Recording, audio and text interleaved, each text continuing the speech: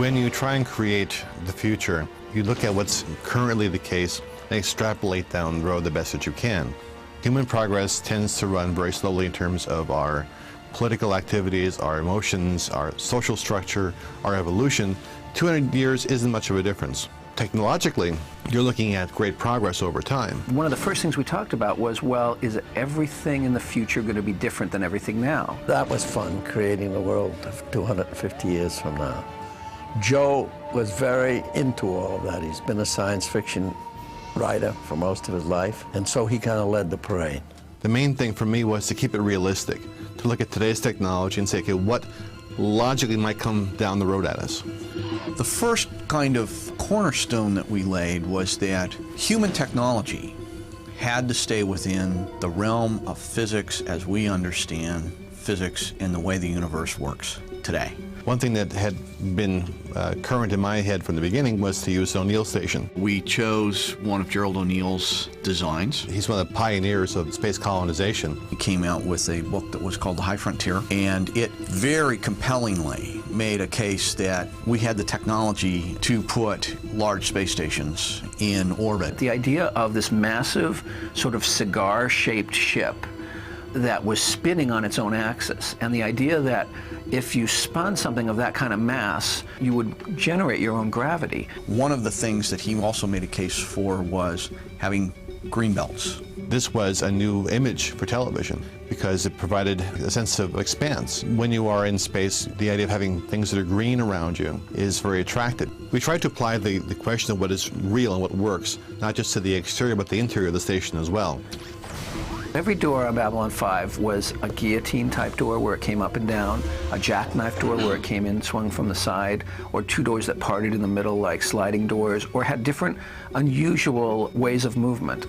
Part of that was just to help make it seem foreign, like an interesting place, and part of it looked like it was technology at work. It was the machine of the space station opening the doors. Often in the show, we had sort of breaches of the outer hull or where an explosion would happen. You really had to seal off an area, and you could do it very dramatically and very quickly, and with a big thud, you know, metal, crushing metal kind of idea. And so that was really the inspiration for the guillotine and the swinging doors on the ship. You'd think you wouldn't have windows in a space station because you would think, well, they could break, and this would be like, well, bad. But I thought, well, for dramatic purposes, you want to have them. And the reality is, no matter how good our cameras are, there's something different to the eye about looking out and seeing something. The idea of a window onto space is at the heart of science fiction. I mean, after all, Babylon 5 is a window on the future. And so to have windows into space really gets, again, back to the idea of a space opera and the grandiose quality of it. In science fiction shows, you have the whole issue of FTL, faster than light travel. One of the most interesting ways of handling FTL travel is to use hyperspace. The idea of going into hyperspace was carefully discussed and studied by all of us. And of course, the use of the jump gates to get there was something that we expanded a great deal in the show. The jump gate generators were these massive devices that gave off tremendous amounts of energy, which was the whole crackling that went down and focused into a point where a ship could make a jump. And only certain ships were large enough to have jump engines as part of their complement of technology on board. Other vessels had to rely on these portals that were spotted periodically throughout the galaxy. This seemed to me to be the most logical way of doing it, but because hyperspace isn't our space, you have to decide, okay, how will you dramatize this? How will it look differently? Because if you make a jump and it looks like our space, you don't really buy that you're in a different area. I took the leap that hyperspace was a more dangerous space, that there were fissures and dangerous cloud areas racked with energy and lightning, and that there were things that perhaps lived in hyperspace. That was my way to get around the whole FTL question. It was a cheat, but the cheat does have some math behind it. When I decided to look at the question of battles in space, I knew that, tactically speaking, you want to have a variety of weapons available to you. You have your main asset surrounded by medium-sized ships. You would have fighters, but then what do those fighters look like? I sat down and said, okay, we have to come up with something where pilots in the center of the ship, because of the rotational axis aspect of all this, with engines front, back, sideways, and top, so they can go forwards, backwards, spin, and is designed to function in zero gravity. You would have a second variety of these, which are meant to function both in zero G, non-atmosphere, and go down into an atmosphere, strike planetary targets. And that gave us the Star Furies we see normally and the Thunderbolts we see later on. Weaponry is another interesting aspect of the world of Babylon 5. The problem with a laser is a laser's not very dramatic.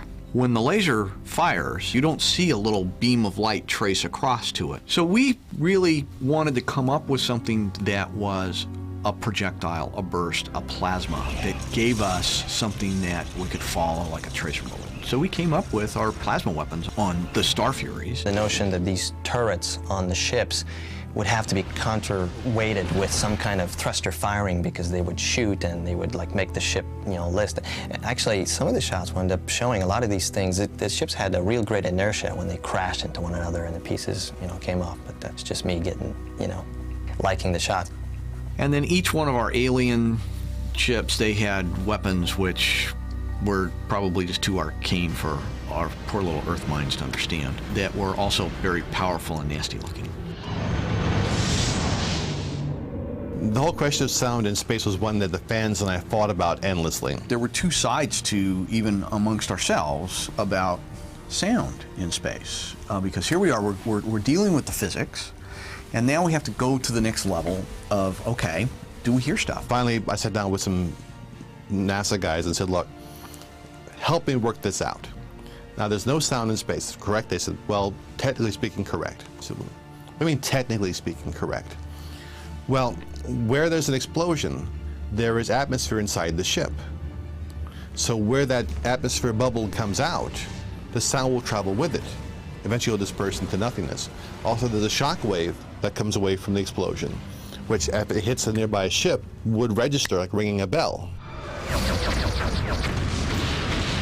What we did, which some people never noticed, by the way, was if we knew that they were breathing an alternate atmosphere, we actually altered the color of the explosion accordingly. So because methane atmosphere, what would the explosion look like? Would it be bluer, would it be greener? And we altered it accordingly. Babylon 5 is neither a pessimistic nor an optimistic view of the future.